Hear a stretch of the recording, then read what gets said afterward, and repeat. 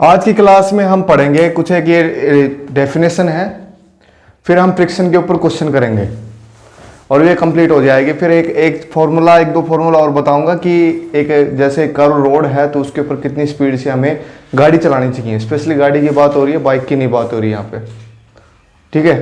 तो गाड़ी कितनी स्पीड से हम चला सकते हैं, मैक्सिमम स्पीड से, तब तक वो स्किड ना हो, स्लिप ना हो। तो इतनी कितनी स्पीड होगी उसका मैं फॉर्मूला लिखवाऊंगा सीधा, तो वो फॉर्मूला लिखना है बस तुम्हें। तो इनकी डेफिनेशन तुम्हें करनी है। देखो एंगल ऑफ फ्रिक्शन क्या होता है और इन दोनों के बीच में रिलेशन भी करेंगे क्या होती है। लेट्स से एक ऑब्जेक्ट है ये और ये मास है इसका, ठीक है। तो इसका वेट लगेगा नीचे की तरफ, mg ये सरफेस है, अर्थ सरफेस हमारे पास, तो वेट लगेगा नीचे की तरफ, ठीक है। नॉर्मल रिएक्शन लगेगा इसका ऊपर की तरफ, है ना। ये ऑब्जेक्ट ना तो ऊपर जा रहा ना नीचे जा रहा, तो normal reaction is equal to mg, ठीक है। अब देखो इस नॉर्मल रिएक्शन का अगर ये बॉडी हम इधर की साइड में कुछ फोर्स लगाए, इसमें अप्लाइड फोर्स, और मान लिया मूव नहीं कर रही है या कर भी रही है, कोई फर्क नहीं है, हमें कोई मतलब नहीं है। तो फ्रिक्शनल फोर्स किस साइड में लगेगा? Always act opposite to applied force, है ना। अब इस फ्रिक्शनल फोर्स और नॉर्मल रिएक्शन का रिजल्टेंट कहीं आए, बीच में से आएगा कहीं, है ना भाई, कहीं भी आ सकता है। ये ज्यादा होगा तो इसकी तरफ आएगा, ये ज्यादा होगा तो इसकी तरफ आएगा।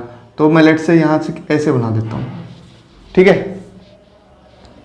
ये हमारा नॉर्मल रिएक्शन है और ये हमारा रिजल्टेंट है, इसको मैं लिख देता हूं resultant of normal reaction and frictional force. तो एंगल ऑफ फ्रिक्शन क्या होता है? It is the angle between normal reaction and resultant of normal reaction and frictional force. ये एंगल जो है थीटा, ये है एंगल ऑफ फ्रिक्शन, ठीक है, ध्यान रहेगा। तो एंगल ऑफ फ्रिक्शन में क्या होगा? It is the angle between normal reaction, ये भी नॉर्मल रिएक्शन है, कभी ये कह दो कि नॉर्मल रिएक्शन तो इधर था, इसके पैरेलल में है तो ये भी नॉर्मल रिएक्शन ही है, ठीक है। It is the angle between normal reaction and resultant of normal reaction and frictional force. अब इसकी वैल्यू अगर हम निकाल रहे हैं, देखो फ्रिक्शनल फोर्स की वैल्यू कितनी होगी, अगर इसको लिमिटिंग में मान रहा हूं तो म्यू टाइम्स नॉर्मल रिएक्शन, है ना, यही होगा ना। स्टैटिक होगा तो यहाँ पे म्यू एस आ जाएगा, ठीक है, और काइनेटिक होगा तो यहाँ पे म्यू के आ जाएगा, अकॉर्डिंग टू जो भी फ्रिक्शन टाइप है उस टाइप का ही कोफिशिएंट ऑफ फ्रिक्शन आ जाएगा यहाँ पे। अब देखो ये एक राइट एंगल ट्रायंगल में बना लेता हूँ, चलो इसको यहीं तक रख लो बस ट्रायंगल को। ये वाला हिस्सा क्या है? रिजल्टेंट है ना, और ये वाला हिस्सा क्या है? नॉर्मल रिएक्शन है, ठीक है। तो इस वाली ट्रायंगल में टेंजेंट ऑफ थीटा जो है वो क्या होगा? टेन थीटा क्या होगा? परपेंडिकुलर क्या है? ये परपेंडिकुलर यहां से लेकर यहां तक, है ना। इस डायरेक्शन में क्या है? फ्रिक्शनल फोर्स, तो फ्रिक्शनल फोर्स ले लिया मैंने, डिवाइड बाय बेस, ये बेस है, ये क्या है? रिएक्शन ले लिया मैंने।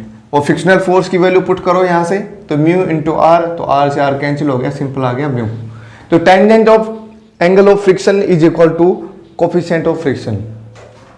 तो ये रिलेशन भी तुम्हें ध्यान रखनी है, mu is equal to tan theta. तो क्वेश्चन सीधा ये आ सकता है, find the angle of friction for a object on, कोई भी सरफेस दे देंगे जिसका कोफिशिएंट ऑफ फ्रिक्शन तुम्हें दे देंगे म्यू की वैल्यू, एक थीटा निकालना है। जैसे क्वेश्चन ये है, find the angle of friction, theta हमें निकालना है, for coefficient of friction of that surface will be half, या सिंपल वन ले लो, चलो उसमें बेटर एंगल निकाल सकते हो तुम। tan इनवर्स 1 होगा, tan इनवर्स 1 कितना होता है? 45 डिग्री, ठीक है। 0 से 90 के बीच में आएगा ये एंगल, ये ध्यान रखना है। तो ऐसे तुम निकाल सकते हो mu equal to tan theta, ये रिलेशन तुम्हें लिख लो, ये याद रखनी है, mu equal to tan theta.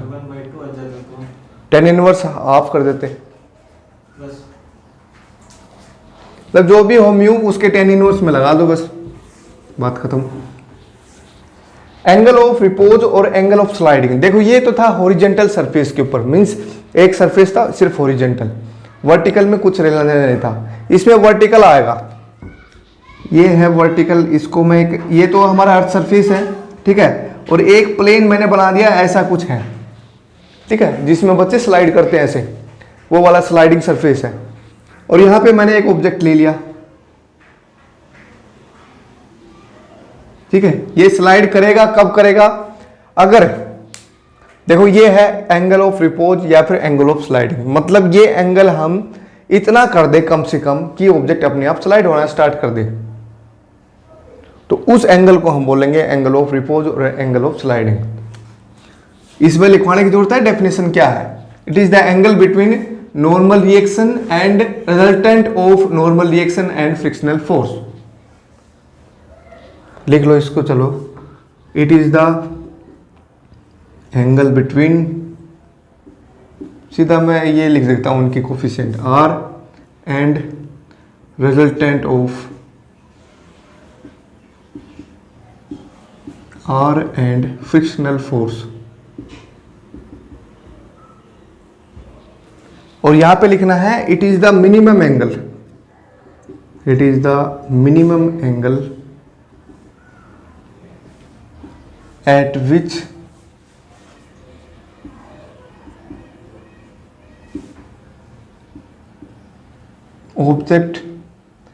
object starts to slide down।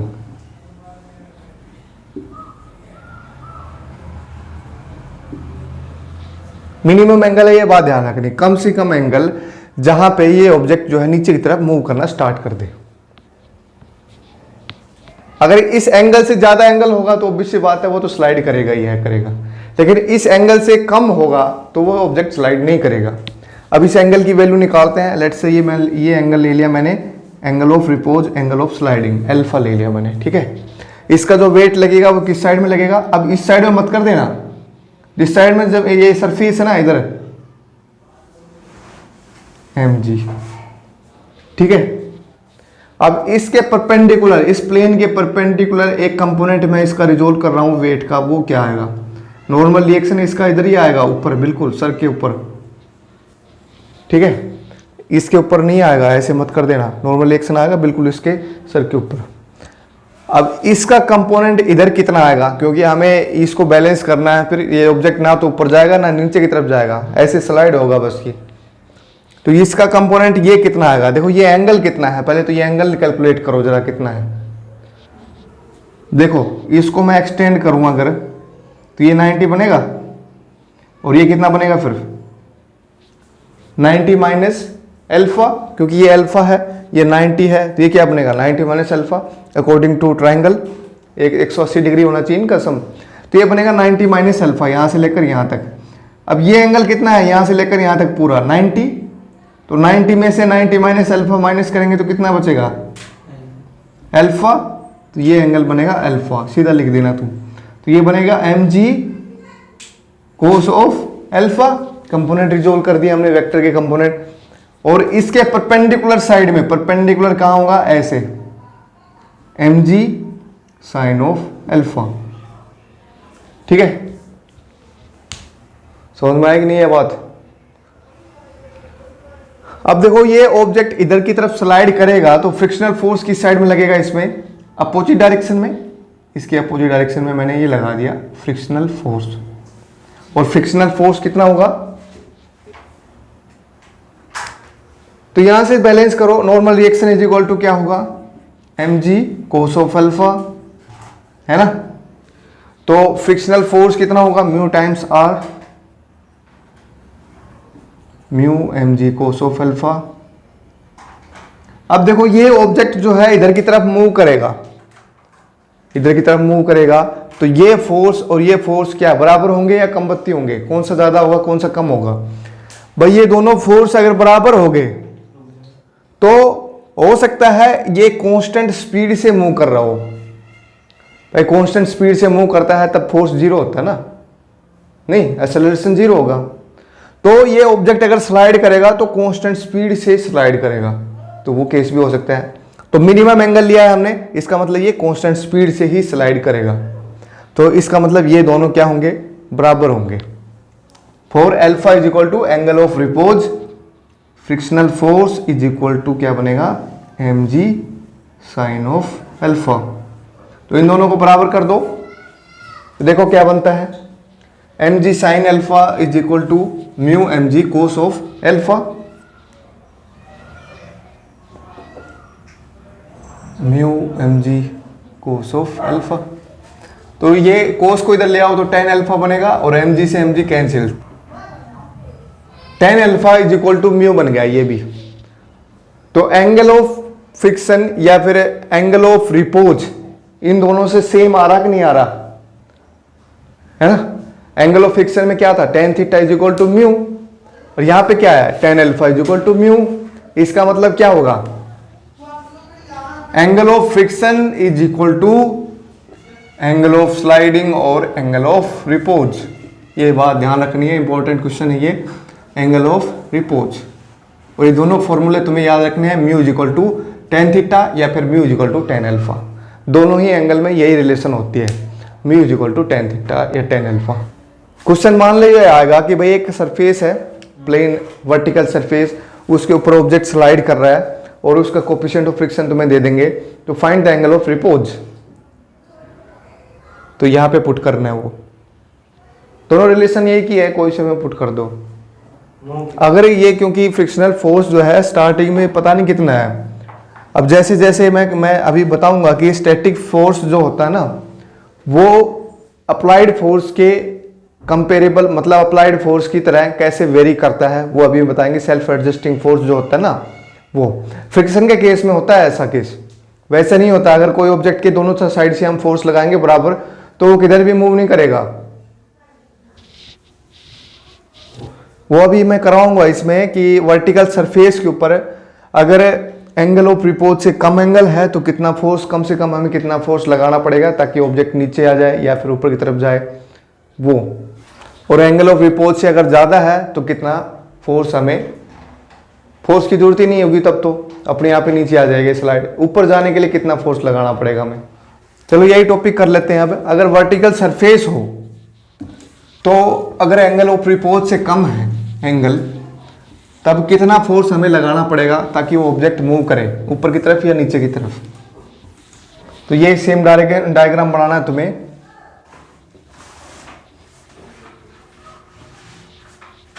ये कुछ मान लो थीटा है, यहाँ पे ये मास मान लिया और इसका ये वेट मान लिया, वही कंपोनेंट इसको रिजोल्व करो, एम जी कोस थीटा,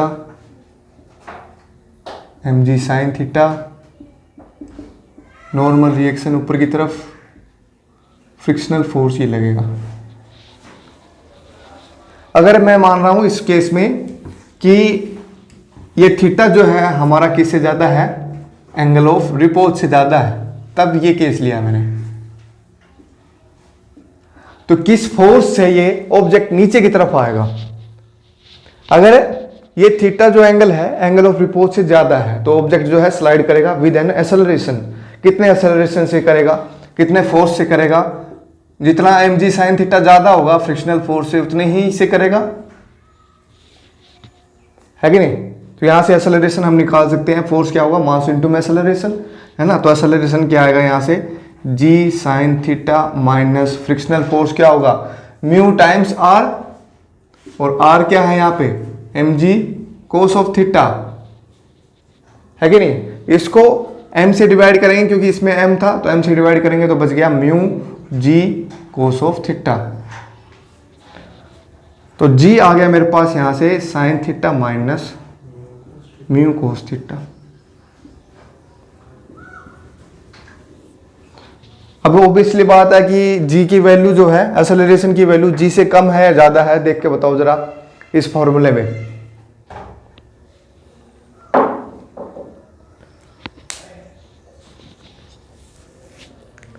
देखो साइन थीटा जो है 0 से 90 के बीच में, जैसे जैसे एंगल बढ़ता है तो साइन की वैल्यू क्या होती है, बढ़ती है, और कोस थीटा उल्टा है, जैसे जैसे एंगल बढ़ता है तो कोस थीटा की वैल्यू कम होती है। तो ये वाला फैक्टर वैसे भी एक से छोटा ही मिलता है हमेशा कोएफिशिएंट ऑफ फ्रिक्शन।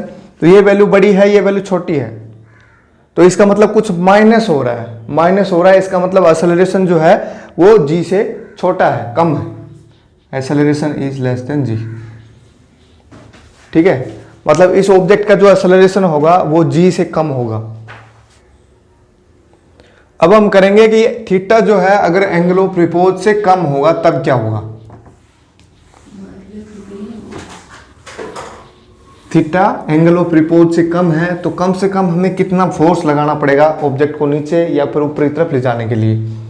तो देखो पहले मैं लेके चल रहा हूं, चल नीचे की तरफ।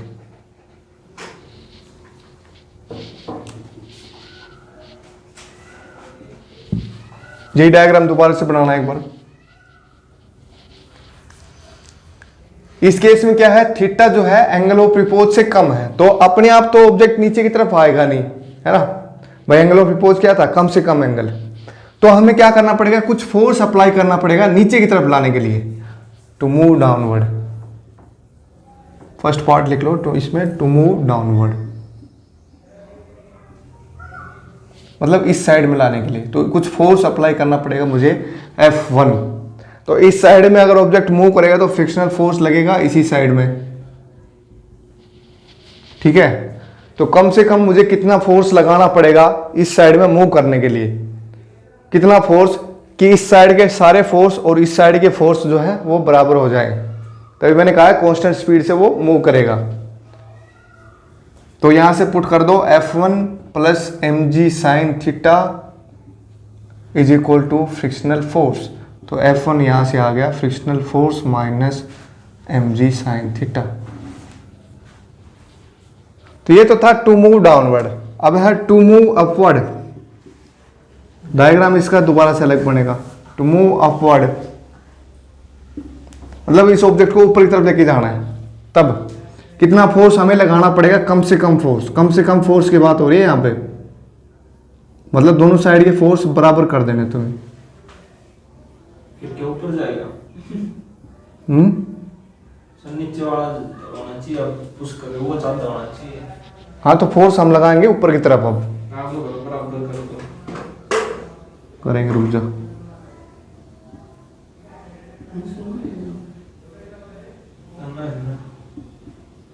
नॉर्मल रिएक्शन वही mg cos थीटा।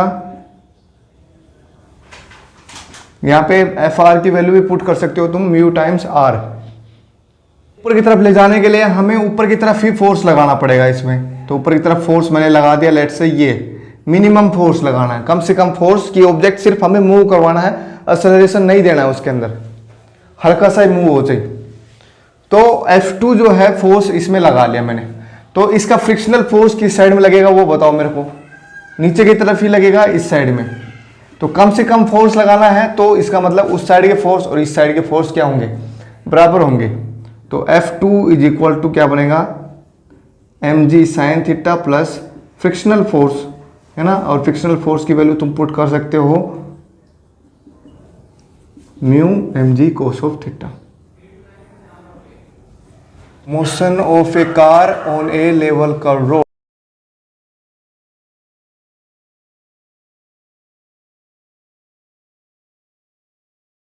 तो maximum speed of car so that it will not skid, या फिर at which it will not skid is, सीधा फॉर्मूला ले याद रख लो तुम, mu v max equal to mu s M G, sorry g r. R क्या है, आर है उस जो लेवल कर्व रोड का रेडियस है। जैसे ऐसे कोई रोड है ना, विदाउट बैंकिंग है, बैंकिंग का मतलब ऊंचा नीचा नहीं है। ये म्यू एस क्या है, कोफिशिएंट ऑफ स्टैटिक फ्रिक्शन। आप वाला रोड की बताइए। Coefficient of static friction.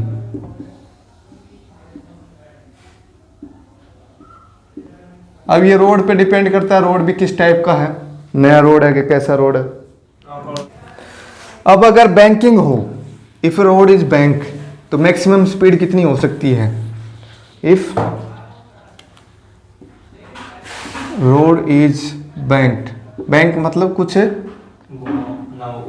हाँ, कुछ ऊंचाई हो, एंगल कुछ एंगल से हो, कुछ एंगल कितना, लेट से मैं मान रहा हूँ थीटा।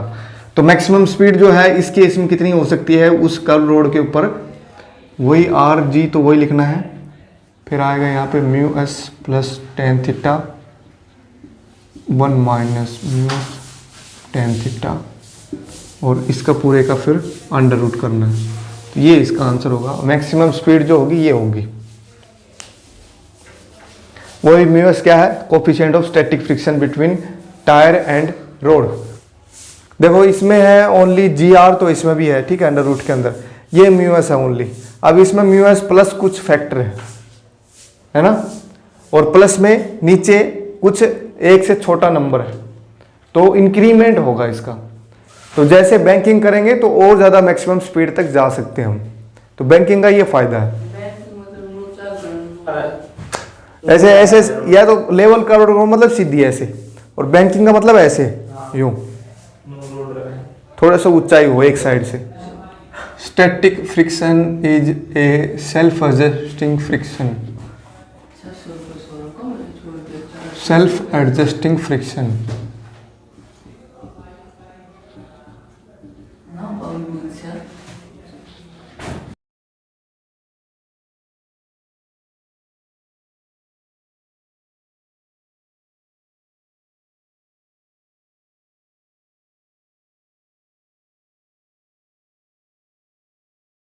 लेट्स से इसमें जी मान लो तुम 10 मीटर पर सेकेंड की, ठीक है, और मैं मान रहा हूँ कोफिशिएंट ऑफ फ्रिक्शन यहाँ पे है 0.5, ठीक है, और मान लिया मैंने अप्लाइड फोर्स जो है वो है 10 न्यूटन, 10 न्यूटन अप्लाइड फोर्स है।